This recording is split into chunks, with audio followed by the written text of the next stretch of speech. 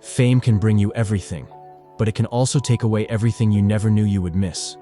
Before the world knew the man behind the bumbling, lovable character of Jethro Bodine, there was a young boy growing up far from Hollywood lights. His real name was not Jethro. That was just a name etched into American television history. The man who brought Jethro to life was Max Baer Jr., born on December 4, 1937, in Oakland, California. His father, Max Baer, was no ordinary man. He was a heavyweight boxing champion of the world, famous for his charm and strength in the ring. People admired the elder Baer for his knockouts, charisma, and bold personality.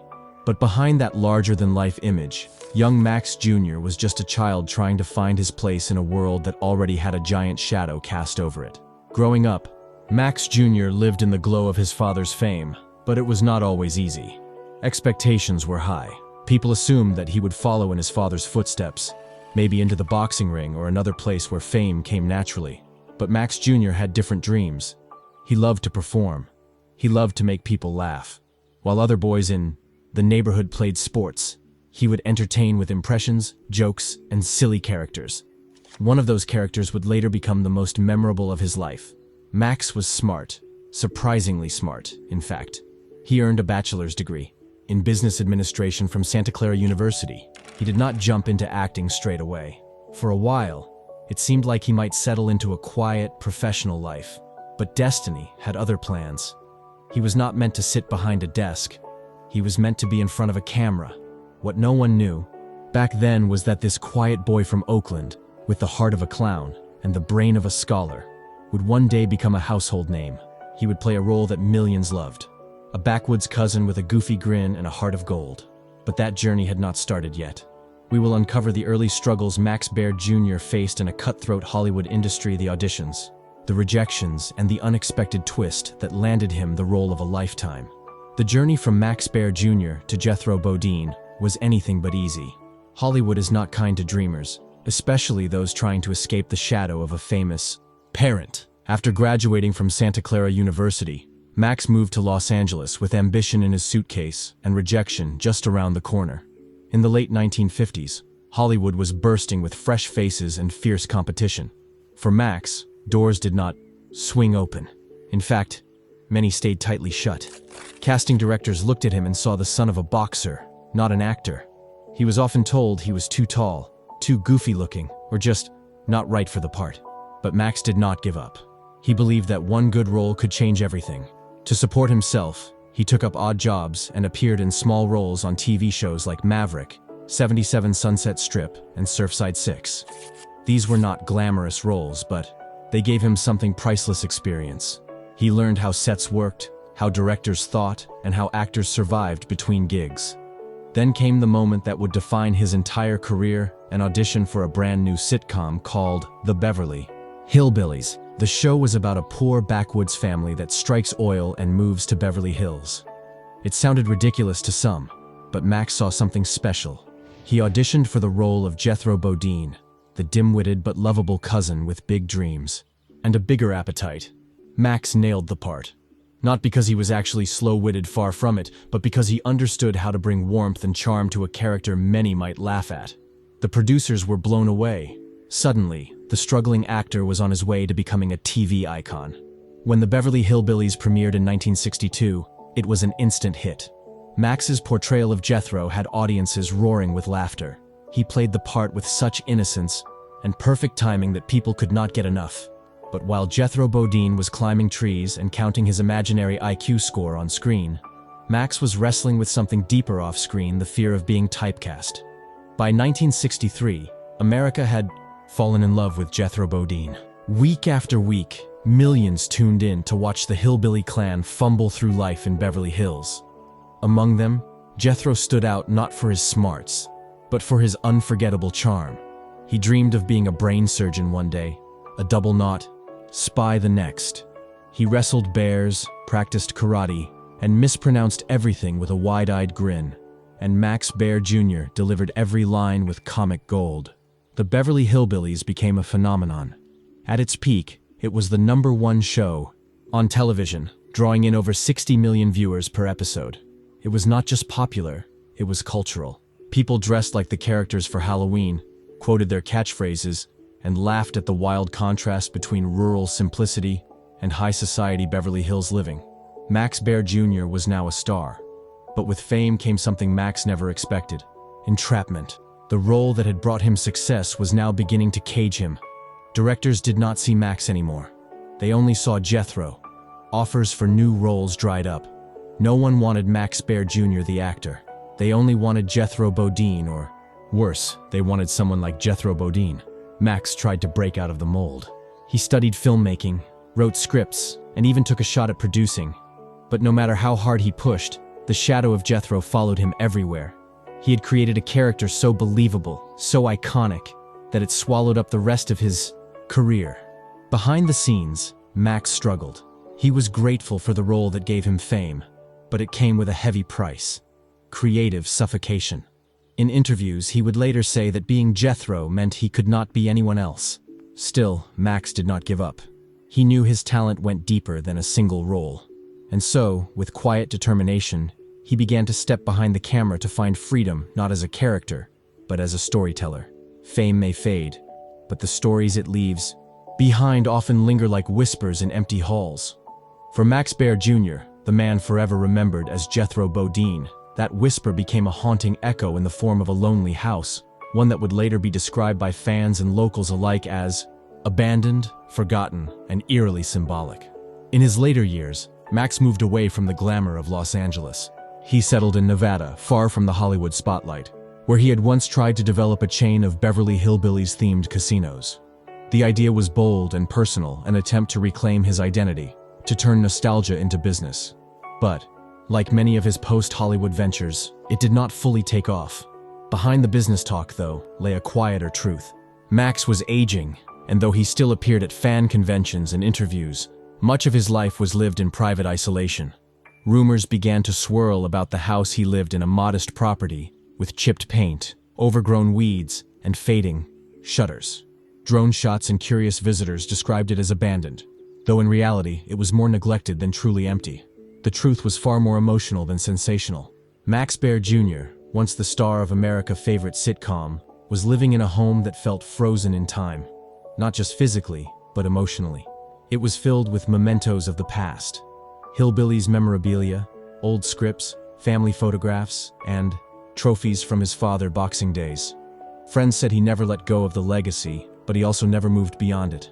Some saw sadness in the state of his home, not just the peeling walls, but the silence that filled the rooms. The silence of a man who had given everything to a role, only to be left behind by an industry that had long moved on. But others saw something different: a man who had chosen peace over public life, who did not need glitz to feel fulfilled. Maybe the house was not abandoned at all. Maybe it was just a reflection of a man who had once been everywhere and now just wanted to be somewhere. For all the laughter he brought to American homes, Max Baer Jr.'s own personal life was far from a comedy. It was quiet, private, sometimes even tragic. Unlike many of his celebrity peers, Max never became a tabloid regular or Hollywood heartthrob in the gossip columns. But that does not mean his heart was not bruised along the way. Despite playing a goofy, love-hungry bachelor on the Beverly Hillbillies, Max Baer Jr. never married. Fans often wondered why. Was it by choice? Was it heartbreak? Or was it simply the side effect of a life spent under the glare of a single identity, Jethro? In the 1960s and 70s, Max dated a few well-known women in Hollywood, including Joan Staley, a beautiful actress and Playboy model. For a while, they were seen at parties and premieres together, and many thought they might settle down. But the relationship did not last, and Max pulled further away from the Hollywood dating scene. Years later, tragedy struck when his longtime girlfriend, Cherise Sparrow, took her own life in 2008. The two had shared a deep bond, and though not much was made public about their relationship, those close to Max said her death devastated him. It was a loss that would shape the rest of his life quietly, permanently. Max never had children. In interviews, he admitted that he might have liked to, but life had taken a different path. He once said, "Playing Jethro was a joy, but it also cost me a normal life." That one line carried years of weight. The fame that made him immortal on screen had made it harder to be human off-screen. In truth, Max Baer Jr. did not need a wedding ring or a red carpet romance to be remembered. His love life was not splashed in headlines, but it was real, complex, wounded, and deeply personal. Max Baer Jr. may have played a simpleton on television, but off-screen, he was anything. But behind the wide grin of Jethro Bodine was a man with a sharp mind for business, and over the years, Max tried hard to transform his sitcom fame into something more permanent, something that could outlive even the Beverly Hillbillies. At the height of the show's success in the 1960s, Max was not earning as much as today's sitcom stars. Back then, TV actors made a decent living, but not the kind of wealth that could set someone up for life. He earned around $1,000 per episode in the early seasons, which, while respectable for the time, was not enough to build generational wealth, especially since syndication rights were not always favorable to actors. But Max was thinking long-term. When the show ended in 1971, he did not sit back. He ventured into writing, directing, and producing. In 1974, he wrote and directed Macon County Line, a gritty crime drama made on a shoestring budget. To everyone's surprise, the movie grossed over $25 million, a massive success for its time. It became one of the most profitable independent films of that decade. Flush with that victory, Max continued producing. He followed up with Ode to Billy Joe in 1976, another box office hit. By the late 70s, he had proven that he could succeed behind the camera, not just in front of it. But Hollywood is never predictable. The hits did not keep coming. In the 1990s and early 2000s, Max attempted a bold and unusual business venture: the Beverly Hillbillies-themed casino and resort. He spent years trying to build the project in Nevada, pouring in his own money and fighting zoning battles and legal hurdles. Sadly, the full vision was never realized, but his attempts made headlines and showed his deep desire to create a lasting brand from his past. Despite setbacks, Max Baer Jr. managed his finances well. At the time of his passing, his net worth was estimated to be between $5 and $10 million. Not enormous by Hollywood standards, but a solid fortune for someone who had not acted in a major project in decades. His estate included valuable memorabilia, real estate, and the rights to his earlier productions. He may have left the world with a quieter legacy than some stars, but Max Baer Jr. left behind a fortune earned through wit, risk-taking, and persistence, not just a famous name. For Max Baer Jr., fame was a double-edged sword. On one hand, it gave him lifelong recognition. On the other, it carved out a cage from which he could never quite escape. As the years passed, Max faced setbacks that were less about scandals and more about frustration. Frustration with an industry that refused to see him as anything other than Jethro Bodine. One of his most public struggles was with trademark rights. Max had long dreamed of turning the Beverly Hillbillies into a thriving brand. He acquired the rights to use the show's characters, names, and imagery for commercial purposes, including casinos, slot machines, and themed restaurants. It was a bold move, one of the first times an actor from a classic show tried to convert nostalgia into business. But Max's efforts were constantly bogged down by legal battles. Developers pulled out. Zoning permits were denied. In some cases, lawsuits were filed, including one against CBS over licensing disagreements. Max felt betrayed. The very company that had once profited from his talent now stood in the way of his vision. In interviews, Max did not hold back. He criticized the entertainment industry for its coldness, for its tendency to toss aside older stars, and for what he called Hollywood's short memory. These were not bitter rants. They were reflections from a man who had played by the rules and still been boxed into a role. Publicly, Max kept a low profile. He did not chase headlines, he did not stir drama, but the weight of disappointment was visible. He wanted more than to be remembered as a clown in overalls. He wanted to be respected as a businessman, a director, a creator. Unfortunately, many doors had already closed. There were personal controversies, too, whispered stories about strained family ties, and the growing isolation that marked his later years. But Max never aired his grievances loudly. He simply pulled back, retreating into a quieter life where he controlled what little remained of his legacy. But even in retreat, Max Baer Jr. was not forgotten. Max Baer Jr. did not need a grand comeback. He never sought the spotlight again after the final curtain fell on the Beverly Hillbillies. For him, the real victory was not in finding a new stage. It was in protecting the legacy of the one that had already made him timeless. In his later years, Max lived quietly in Nevada, largely away from cameras and red carpets. But every now and then, he would appear at fan conventions or give the occasional interview, his wit and humor still sharp, his affection for the fans unmistakable. He may have been boxed in by the character of Jethro, but he never resented the people who loved that character. To them, Max Baer Jr. was a living piece of television history. They didn't just see Jethro, they saw childhood memories, family, laughter, and a time when television was simpler, pure. And Max knew that. That's why, even in his 70s and 80s, he showed up with a smile, always willing to sign an autograph, take a photo, or crack a joke. Though the casino project never fully materialized, his efforts were not in vain. They showed future generations of actors how to take control of their own image and legacy, how to think beyond scripts and sets. Max Baer Jr. was ahead of his time, a businessman trapped in a typecast role. He passed away on January 5, 2024, at the age of 86, reportedly from natural causes.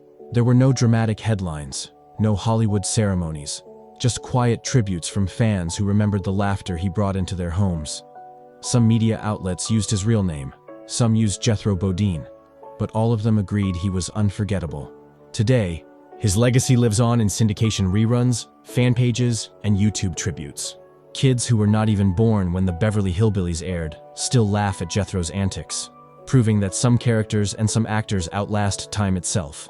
Max Baer Jr. was not just the man who played Jethro. He was the heart behind the laughter, the mind behind the charm, and the soul behind a smile that America never forgot. And that is how you remember a legend.